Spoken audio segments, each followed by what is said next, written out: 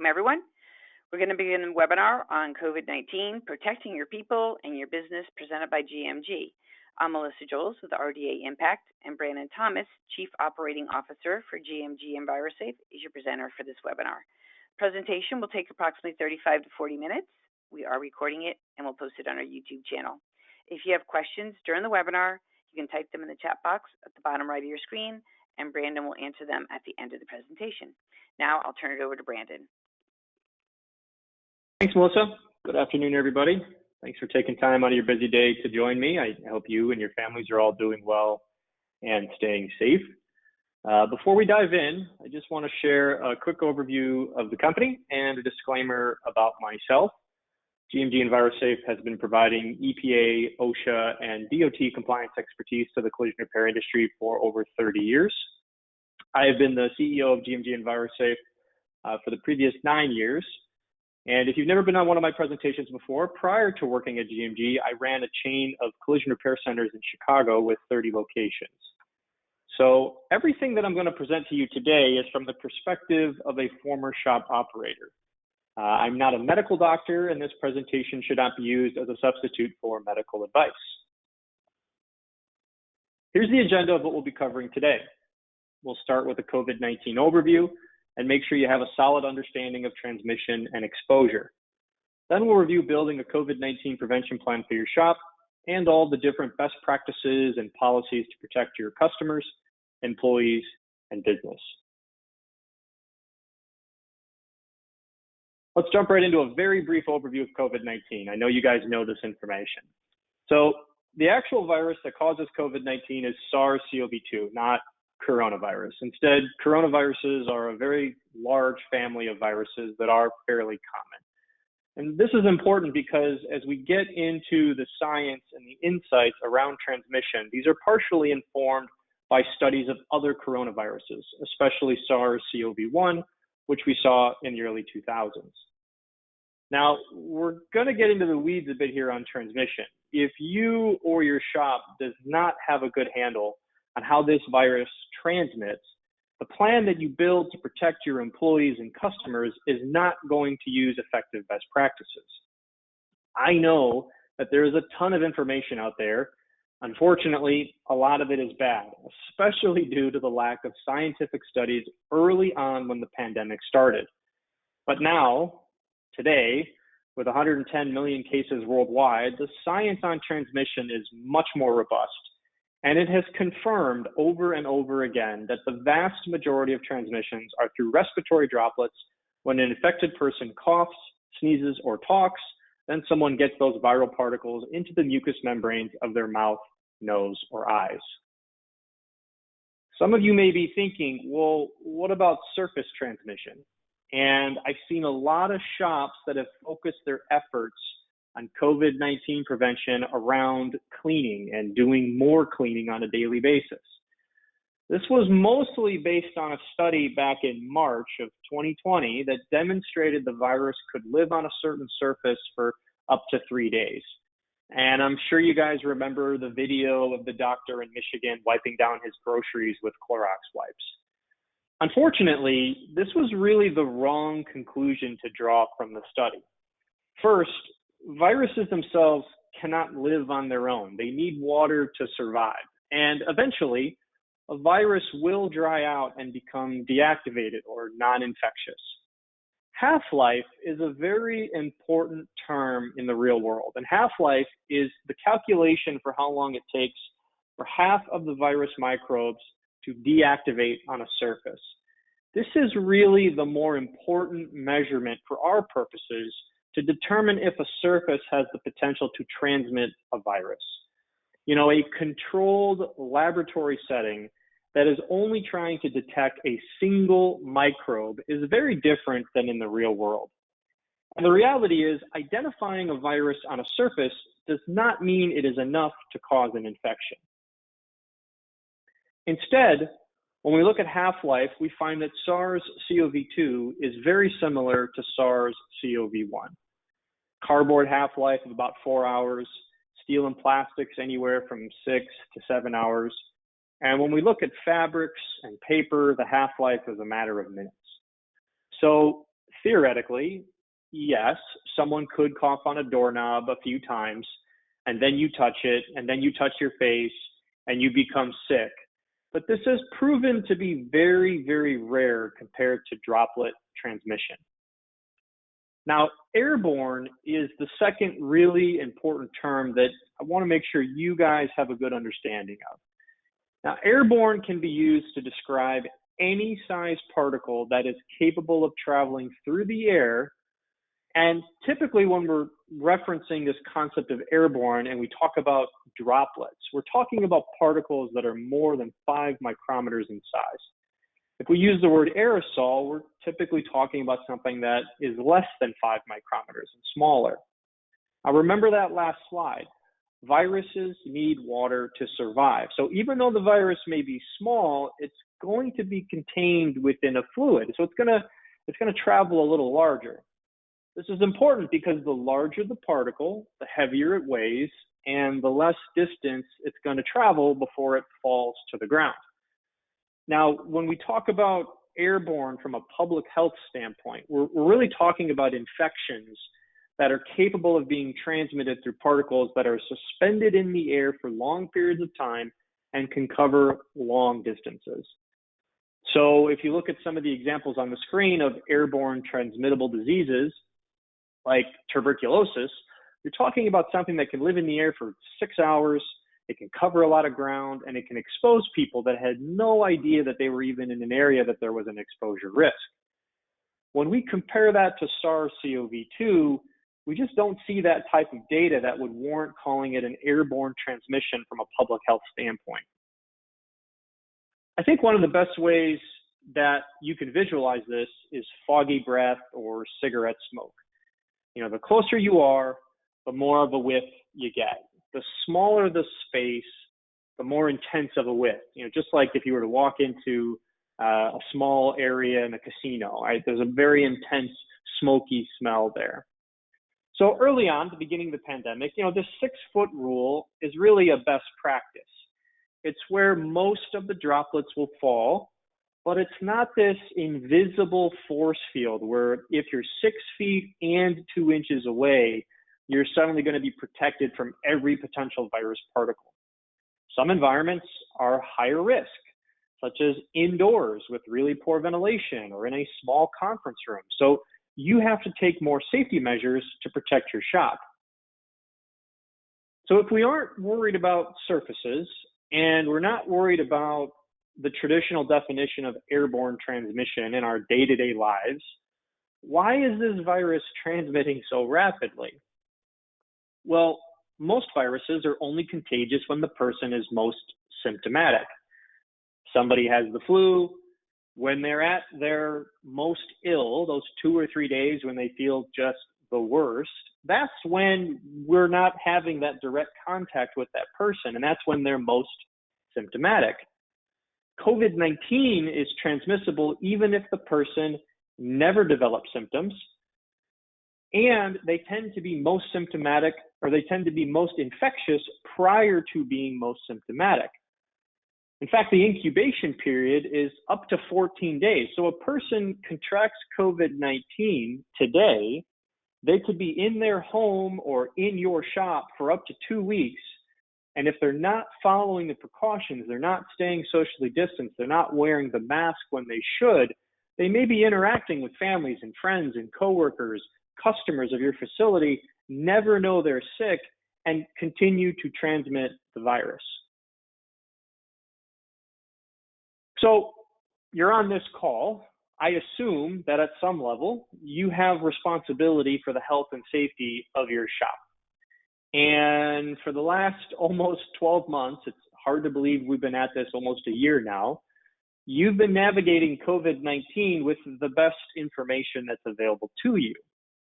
You know, what we want to do now is take what we just reviewed, the science around transmission, and use it to build a comprehensive COVID-19 prevention plan. And it's important that we base this plan on the science because you could be spending money and resources and energy on an ineffective strategy. For instance, Early on, shops that were very, very quick to buy the latest gadgets, infrared thermometers early on in the pandemic, they're trying to do the right thing. They have good intentions, but if you look at the science, you're completely missing asymptomatic carriers, which are a huge proponent of the level of community spread. And 55% of known COVID-19 cases do not involve a fever. So if your main prevention strategy is screening for fevers of your customers and your employees before they interact with one another, you're still exposing your employees and customers to an unsafe environment because you're missing so much of potential transmission. This is why it's critical for whomever is responsible for administering the prevention plan at your shop to also stay on top of the latest science and guidance as it continues to evolve. I know that this can be overwhelming, which is why I think for most shops to do this effectively, you need to establish a cross-departmental task force to really build and administer the plan instead of just having one person that does everything. A person from the office, a person from the body department, paint, maybe even detail or mechanical, depending on the setup of your facility. And what that does is it gets everybody involved and it allows everyone's voices and concerns to be represented. And then you have more individuals that are participating that also have ownership of this plan and can help with implementation. With each department, we need to address a couple of key things. First, how do we demonstrate to customers that this is a safe place to do business? Give them that peace of mind. Second, how do we ensure that our employees are not exposed to the virus while they are here at work? And third, how do we protect the shop and the business from enforcement and claims, especially if an employee were to become infected? I also think it's a great best practice that a plan would have the precautions and procedures tied to the level of community spread. It's important for you to understand what's happening in your local city and county because not every area is the same. If cases are exponentially rising in your area, protocols have to be tightened. If cases are dropping precipitously in your area, certain things can be relaxed. Now, we're going to start with protecting your customers. And in order to do that, we need the employees that talk to the customers to be comfortable. We need to anticipate the fear, the anxiety, the bad information that they may have and overcome that with frequent communications and training. Specifically, our customer-facing employees like CSRs and estimators should clearly understand how the virus is transmitted and how policies have changed in response to that risk. You, as the owner or the manager, cannot talk to every single customer. So we want to leverage talk tracks and scripts on how you want your employees to communicate with customers, especially if a customer is not following your policies, such as wearing a mask. Now that our staff is ready to go, we need to prep the office itself. We need to remove all of the high-touch items in the customer areas, coffee, snacks, magazines, and toys. And no, I'm not necessarily concerned about someone getting COVID-19 from a granola bar in your waiting area, but it's about reducing the congestion of people. It's about making sure we're able to maintain social distancing and the customer optics of having that stuff still sitting out and accessible. We need to establish a cleaning log that documents the high-touch surfaces like door handles that will be cleaned, who is going to clean them, and how often. And finally, we should have some type of plexiglass installed at the customer check-in point like the front desk to prevent any type of accidental exposure. Quick story about the importance of plexiglass. I was in line at an airport, 6:30 in the morning, to get coffee at a Dunkin' Donuts. Everything is going to plan. Everyone is wearing their masks and everyone is socially distanced. And while we're waiting to get to provide our order to the counter, the woman in front of me, in a split-second decision, removes her mask to sneeze because she was uncomfortable with the idea of sneezing into her mask. And now, if she's infected, we've just released 2 million viral particles into that area. And for most of us, we're behind her or we're wearing our mask, that sort of thing. But the woman in front of her that was going to take her coffee order had the smallest piece of plexiglass. This thing was probably no bigger than a sheet of paper. It's just not going to solve anything or prevent anything in that moment. And so even though your customers and employees may be wearing masks, the plexiglass is an important way for you to prevent the risk when someone makes a split-second decision that could expose either your employees or your customers. Next, your shop needs the right personal protective equipment and supplies for your customers' protection. You know, a customer, they might forget their mask in the car. They might forget it at home. So you can anticipate this by having a mask station at the entrance. We also want to think through the transaction as a customer enters our shop. What are the high-touch surfaces that they might come into contact with, and put hand sanitizer in those areas? A customer might interact with an employee and they pick up a pen or they pick up a business card or they accidentally touch something that they didn't mean to. You can anticipate this little spike in anxiety and have hand sanitizer ready to go. This is going to give your customers peace of mind. Show them that you're focused in on their needs. It's a customer touch point. If I'm your customer and you can demonstrate your value to me by anticipating what I might be worried about from a COVID-19 standpoint, and I can see how detailed you are, you know, what else are you going to do for me from a repair standpoint? I know my vehicle is going to be in good hands, and you'll also be detailed with the repair. You've got a graphic on the screen here, and I think this is an important takeaway for anyone that's on this call. You're going to want to also verify that you're using the right surface cleaner. Not all surface cleaners are created equal. Instead, you know, these are regulated by the EPA, and they have something called the N list that's going to document whether or not those products are effective at protecting against COVID-19. Clean does not mean the same thing as sanitize. Sanitize does not mean the same thing as disinfect. Cleaning removes dirt from a surface. Sanitizing reduces bacteria. Disinfecting destroys bacteria, fungi, and viruses. Most people think sanitize is correct for surface cleaners because of hand sanitizer. But hand sanitizer, as confusing as this is regulated by the FDA and does not have the same terminology as what's regulated by the EPA. And when we're talking about surface cleaners, it's regulated by the EPA because it's essentially killing a biological agent. It's like a pesticide. So if your shop is using a chemical to sanitize surfaces, you are doing absolutely nothing for COVID-19. Disinfect is the important word here with surface cleaners. Customer flow and how you control access to your shop is our next section. Now, you'll want to review your main parking lot and the office entrances to your shop to ensure that you're routing customers in the safest manner possible. High visibility signage needs to be posted in the areas where it is needed. Again, this is about anticipating the needs of our customers.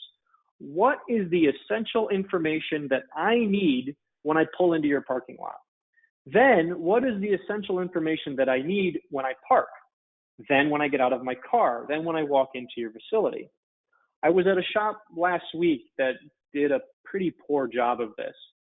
You know, instead of impactful high visibility signage, they just posted every COVID-19 policy that they have on signs in very small font. And over the months, you could see where policies have been updated, but signs not removed. Some are in English, some are in Spanish, others have both. The entrance to the front office, it goes through this kind of bottleneck through a single door. And the social distancing floor markings that are on the ground are all kind of faded and they've been reapplied. So what it turns into is 3 different customers all not sure where to stand. The CSR was in the restroom or something like that, and they're all within 6 feet of each other at the door waiting for someone to come and greet them, and they're uncomfortable with where to go. Your shop can do a better job of this and needs to ensure floor markings are kept up. They need to be maintained. And you also want to plan for more customers, not less. You know, have some floor markings outside or some type of pylon or indication, just in case you have a large influx of customers, maybe it's a Monday morning or a Friday afternoon. You want to make sure that not only can they wait safely inside your lobby, but they know where to stand outside while you cycle through the customers. And then lastly, after the customer has checked in, direct them to the socially distanced seating area where you want them to go, instead of just completing the transaction or waiting for the estimator to come up to greet them and having your customer figure out where they need to sit or wander through the office areas on their own. Finally, here are some precautionary procedures that I think you can include in your plan to protect your customers. First, make no contact options more readily available. We're very comfortable with video calls these days for estimates and supplements. We can offer vehicle pickup and delivery from home or their office just to minimize the amount of time they have to come to your shop. Any employee that gets into any customer's vehicle should be masked and gloved at all times. Employees should be screened by a supervisor at the start of every day for symptoms before they start interacting with customers. And we should be cleaning the customer's vehicle with a disinfectant after repairs. Now, it's also important that we remember to tell the customer what we're doing for them. We don't want to just do this automatically and assume the customer knows. This is a touch point where you can make a great impression and provide that additional peace of mind. Once you've put together your prevention plan, the last important step is to set your customers' expectations. I've been on a couple of shop websites and they don't even mention COVID-19.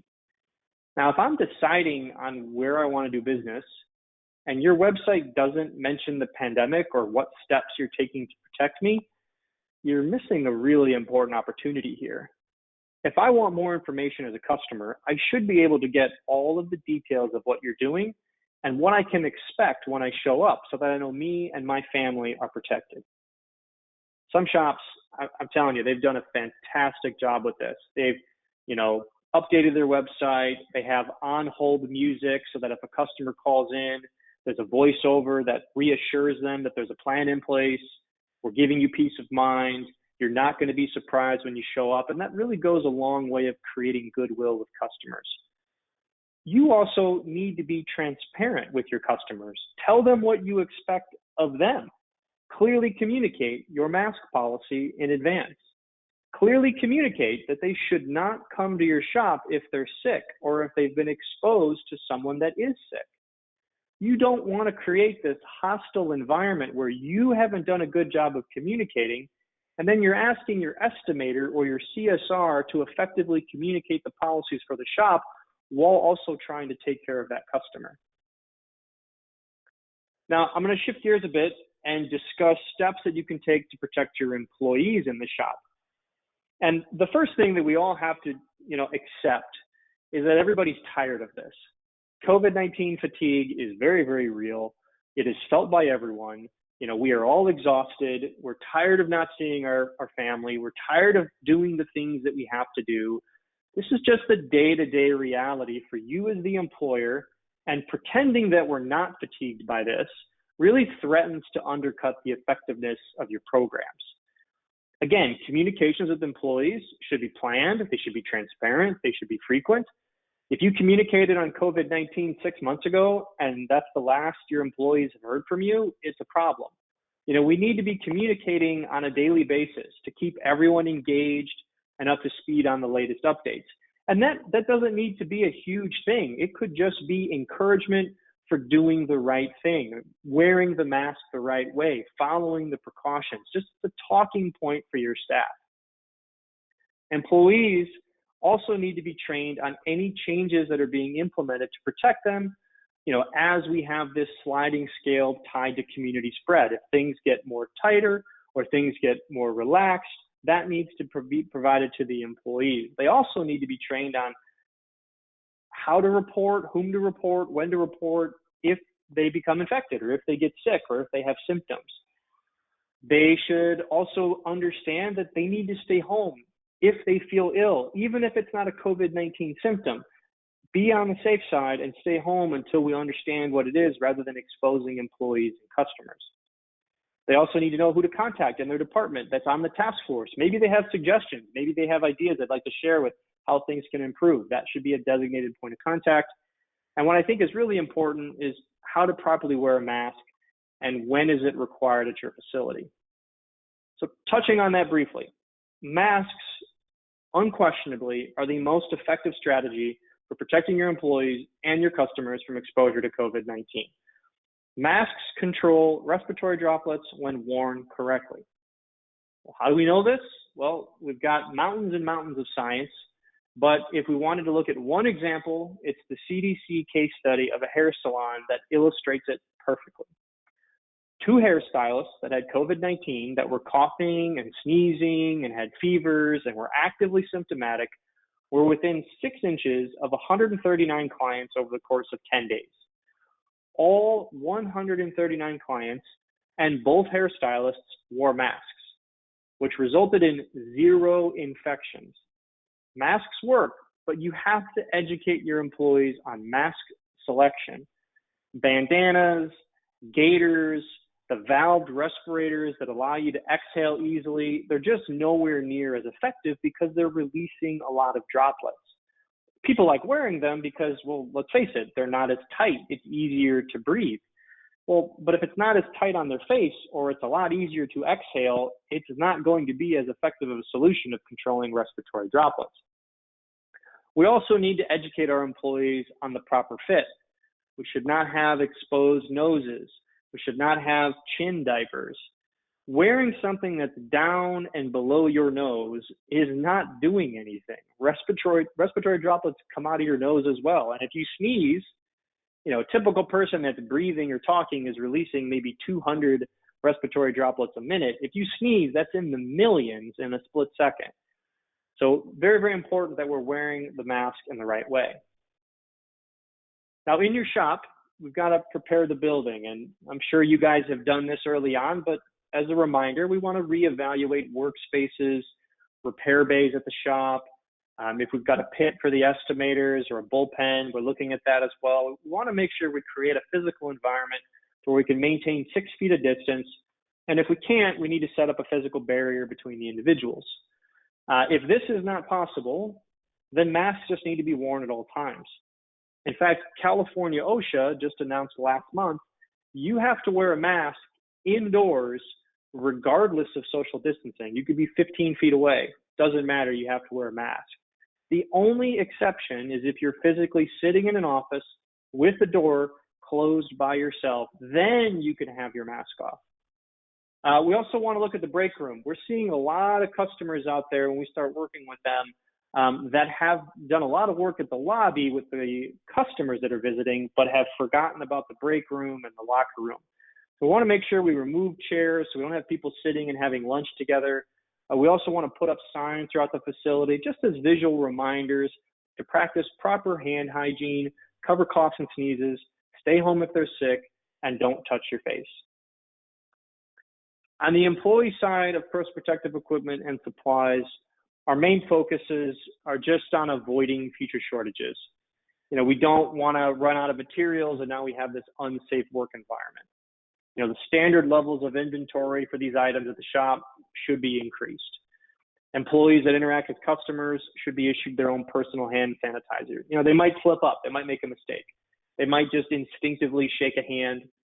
They might touch a surface. They start to feel a little uncomfortable. The hand sanitizer is a great way to easily give them some peace of mind to address it immediately.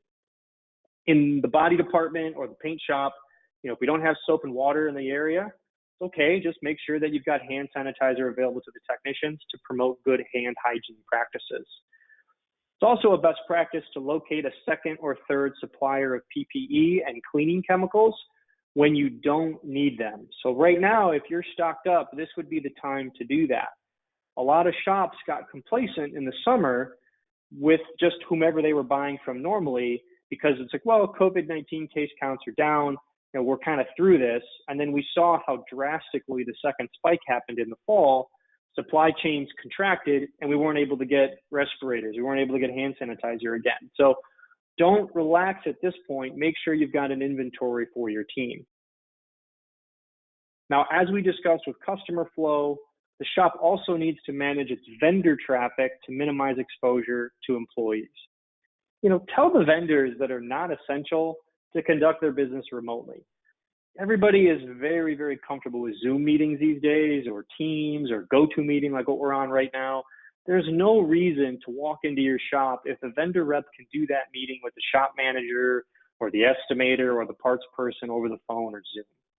You know, for your essential vendors, paint distributors, parts suppliers, tow trucks, contractors for building repairs, insurance adjusters, things like that, and we want to have a single point of contact at the shop and a designated delivery area or meeting area. If the vendor can do no signature delivery, that's even better. But we don't want to leave this up to the vendor to figure out. We don't want them wandering into our office to ask who should they talk to. In fact, we had a client where a tool vendor showed up, and we all know how this goes. They park their vehicle in the back of the shop and enter in through the rear overhead door, and they're interacting with all of the body technicians, disassembly techs in the area, talking to them for 3, 4, 5 minutes. Do you need anything? Here's the latest catalog. Not wearing a mask, interacting with the techs in the building. Nobody says anything because nobody sees this person other than the technicians until they get all the way to the front where the shop manager finally sees who it is and what they're doing there, and obviously throws them out.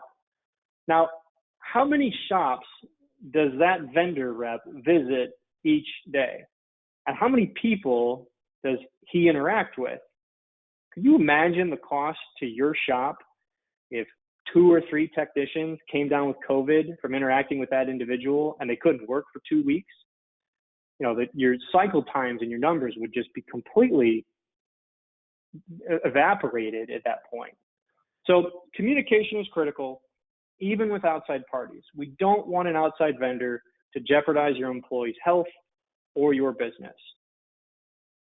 Finally, just some precautionary procedures that I think are best practices that you can include in your plan to protect your employees. If your shop is allowing group meetings, conduct these in open air environments, like inside the shop with the doors open. Make sure that those, even though the doors may be open and you're in a large environment, you should still be wearing masks. You should still be socially distanced. You know, we don't want to pile everybody into a conference room. If the room is mandatory for the meeting because it's private or something like that, that's fine, but we need to restrict the capacity to the number of people that can fit inside of the room with social distancing. That may mean that you have to have more than one meeting to cover the same topic. You know, we don't want to take a shortcut here to only have one meeting because we go, well, people are wearing masks, I'm good. Remember, we have to anticipate someone makes a mistake. So we need to maintain our distance and wear masks during these meetings, including the presenter. Who's ever presenting the subject, I know it's uncomfortable, but they need to be wearing a mask too, instead of talking for an hour and just sending the respiratory droplets out to the employees that are listening in on that meeting. For our precautionary procedures, we also need to have symptom checks. We've got that covered. We talked about it with the employees interacting with customers, but for employees, we want to do symptom checks and include exposure checks.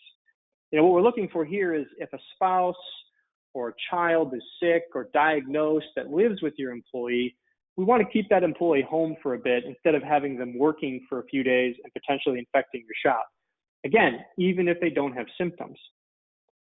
Staggered shifts, breaks, lunches, all really important to maintain safe capacities and distance in the break rooms. The best method I've seen for this for the larger shops is to just assign lunch breaks by groups within the department. So, you know, the body technicians will have lunch at this time and they're spread out. The painters will have lunch at this time and they're spread out. This also minimizes the interactions between employees that would not normally interact in their day-to-day and just controls the level of contact with other people. In terms of cleaning with a disinfectant, don't forget to include shared tools like the AC machine or torch card on your list. We don't want to be so fixated on the office door handles and the bathrooms that we lose sight of the shop. Finally, before a tech ever touches a vehicle, a detailer or someone that's bringing the vehicle back should clean the high-touch surfaces with a disinfectant. The person doing this should wear gloves, safety glasses, and a mask, then discard the gloves once finished. Now, just like customers, we need to set and manage the expectations of our employees. A stay-at-home policy needs to be communicated that addresses what to do even if you don't have symptoms. Our recommendation is to stay home if the employee had direct exposure to a person with COVID-19 or indirect exposure, and they were instructed by a doctor to stay home. This typically happens when a spouse is waiting for test results because maybe one of their coworkers got sick. It's also important that you're giving them the tools to bring home with them and into their social life. You know, we want employees to be safe and healthy at your shop, but also through your training and coaching and educating, you're helping to them to bring that knowledge into the precautions at home and social circles. Our last section for today's presentation is steps you can take to protect your business. First, how your shop responds to an infected employee needs to be documented in your prevention plan. Understand that employee medical information is protected by the ADA and HIPAA. So the shop has to not violate the infected employee's confidentiality, while at the same time we have to identify any employees or work areas that the infected employee wasn't in close contact with. Then whomever is responsible for OSHA compliance will need to determine if the illness is an OSHA recordable, which has several different criteria, including this concept of, quote, work-related. Now, this is all very state-specific on the assumptions being made for whether or not it's work-related, but generally, unless you have a clear explanation that the employee contracted COVID-19 at work, such as a cluster of employees in the same area or a lengthy interaction with a customer who was infected, it's probably not going to be work-related. Your prevention plan should document how you communicate an employee infection to other employees so that they can take the proper precautions to prevent an outbreak. This is to protect the shop. Documenting the exact words to use in a meeting is the best way to not inadvertently create liability for the shop because you revealed too much protected and confidential information. During this meeting, the employees should be brought up to speed on what will happen at the building in response to the infection as well. You want to create that level of peace of mind for them as well. Now, when it comes to the building, I've seen shops do a lot of different things with responding to an infected employee and their work areas. And a lot of times these decisions are influenced by the optics and providing peace of mind and not necessarily science around surface transmission. If you remember the virus HalfLife data, we do have the option to isolate work areas, equipment, and customer vehicles for 24 hours if they're not essential. Now, you're a collision center, so more than likely they're going to be essential. So you're going to need to continue to work on them right away. If that's the case, we could just clean it with a disinfectant to deactivate any potential virus. Other shops have preferred to outsource this, and they hire an emergency cleanup company to come in and basically clean the entire operation with a disinfectant after hours, which is also perfectly acceptable. You certainly can do that. Now, however your shop chooses to respond within the building itself, the important thing is documentation and consistency. What is the plan? Who executed the plan? When did they do it? Etc. This helps to protect the shop if another case pops up a few weeks from now or a month from now, and someone claims that they're connected or that they're related. We've also seen OSHA conduct inspections from employee complaints about confirmed cases. And the first thing OSHA wants to see is the documentation on the response of what you did after you had knowledge of the infection. In terms of the infected employee returning to work, the CDC has several different options within their guidance depending on the severity of symptoms. There was a decision memo released from the CDC back in October that summarized the latest science around this concept known as virus shedding. Basically, the virus is deactivated and it's not replicating in your body, but it's still detectable on a PCR test for up to 12 weeks. Based on this, the CDC and even Cal-OSHA now have discouraged requiring a negative test to return to work, as the person may still be shedding the virus for months and actually not an infection risk. So documentation of your policy and your prevention plan and consistently applying this policy is the critical step. A shop that requires one employee to go through a series of protocols before coming back to work and then doesn't have the same criteria or makes an exception for their most productive body tech, they're asking for a claim of discrimination there. Be consistent, be transparent, and set the expectations of the infected employee during your initial phone screening when you're talking through that they have COVID-19. We also need to discuss how you communicate with your customers on your COVID-19 precautions and not creating liability for the shop through false advertising. I've seen shops that advertise on their website or their Facebook pages making claims like, "We are disinfecting every vehicle," or "We can destroy 99.9% of viruses." And unfortunately, a shop has no way to prove these claims. Remember, we discussed this. Words are important. Clean versus sanitize versus disinfect. A product like bleach that advertises it's going to kill 99.9% of virus is based on proven claims involving a certain surface and a certain contact time with that chemical. A vehicle has a lot of different surfaces. It could be hard plastic, metal, leather, fabric. How can you prove that what you're doing actually works as the manufacturer intended and tested? I've also seen foggers being used, which is fine, but be careful in how you advertise that to a customer. You wouldn't want to repurpose a chemical that is supposed to have liquid contact for 15 minutes on a surface and then be wiped away, and instead you just spray it through a misting device and claim you're destroying COVID-19. You're not going to be able to prove that. And if one of your customers gets sick and they just picked up their car from your shop, and then it turns out that your claim cannot be proven, your liability skyrockets. So instead, stick to the specific language that we discussed.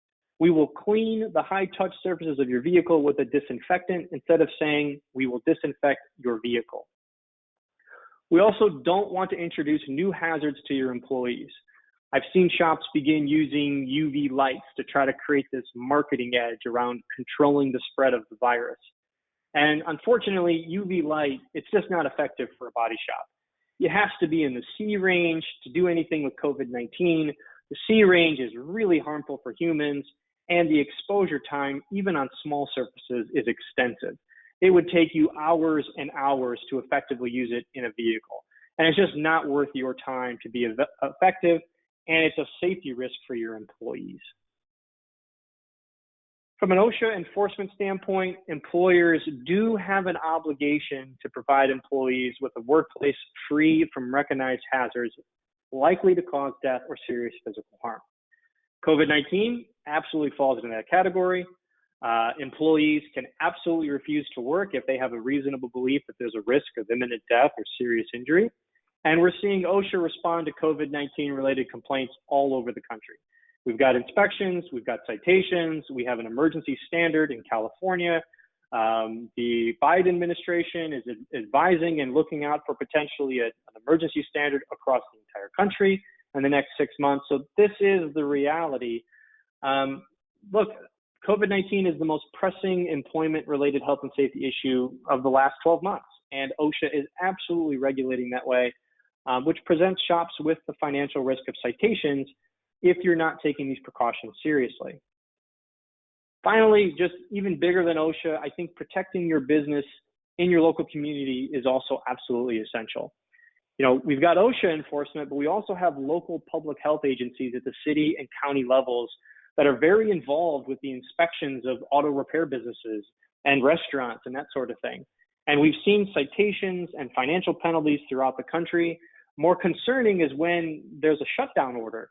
And those have occurred at certain auto repair facilities when there's an outbreak and there's 7, 8, 9 cases of COVID at one facility.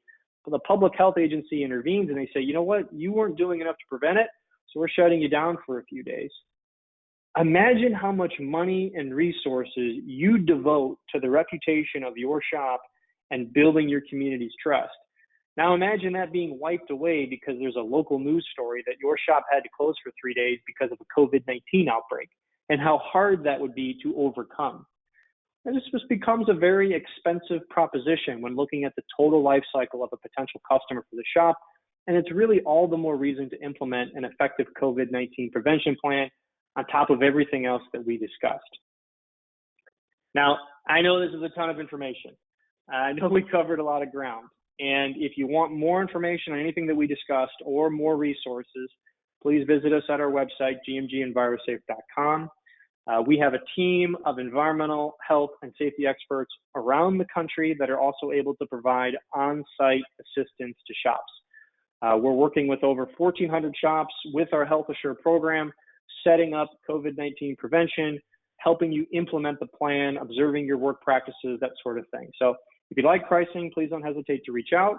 I know Melissa's going to also be sending some information, and I'd like to pause there and just see if we have any questions. And I'm just going to confirm what Brandon is saying. I will send out the health assurance service plans, but there is a question about the health assurance plan. You mentioned you had a lot of people across the country who are working with shops. Do they go in and visit them in person, or do they sometimes do it virtually? We always start with an in-person visit because every layout of a collision center is different, and seeing the customer flow from a parking lot standpoint, what's dedicated for customer areas, seeing the signage, how the lobby is situated. That's very difficult to do virtually. You could FaceTime over a phone and look at things like that, but actually seeing how cars and vendors and customers move, it's important that we're there on site. We do have a whole series of internal COVID-19 protocols with our field personnel to make sure that they're always protected, safe, and not exposing any of our customers to any type of exposure. But we always start with an on-site visit because it's hard to be effective virtually without actually seeing the environment. Sure. Okay. I don't see any other questions. So I will follow up by sending your information to everybody who attended the call today. We really appreciate everybody's time here. Don't forget to subscribe to our YouTube channel on past webinars, and we appreciate your comments and your thumbs up if you like it. Brandon, thanks so much for your time today. Thanks, everybody, and we'll be in touch with future training opportunities. Take care. Thanks, everybody. Take care.